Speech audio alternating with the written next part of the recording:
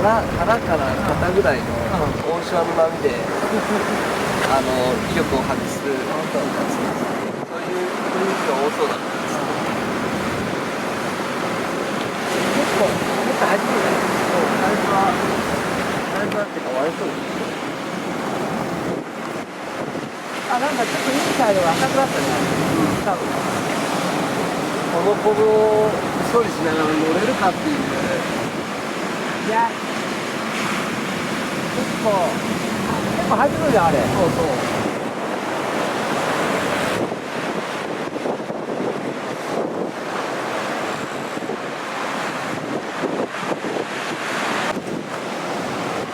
もう干潮過ぎました。もう干潮過ぎました。ちょうど動き始めたぐらいです。50何分だもんね。1分だったらちょっとですけど。やる？ここで。やったかな。ちょっとやる。もうすぐ1時間ぐらい。板をまあこんな上がっとると思わなかったもんね。トリックですか。ただ長いからいらんからね。あれよくない。あれですよ。あれね、強いね。板持ってくるわ。何が次は82、80。9使おうかな。まあでもちょっと多分9と長すぎると思うじゃん。ボコボコになってる。なっちゃうから。ああ、確かにシングルフィンだしどうなのかや。まあ別に緑の板でもいいんだよ、シングルのスライムとかでも全然。けど波は水分にかかってくる。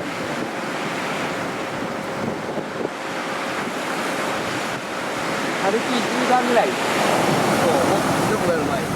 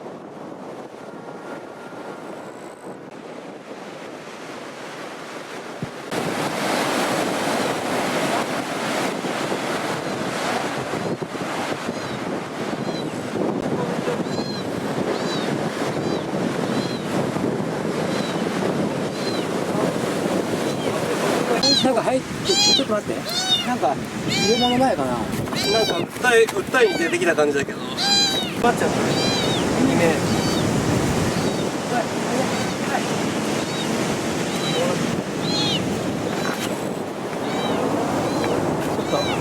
ちょっと待って一回これを置くのさ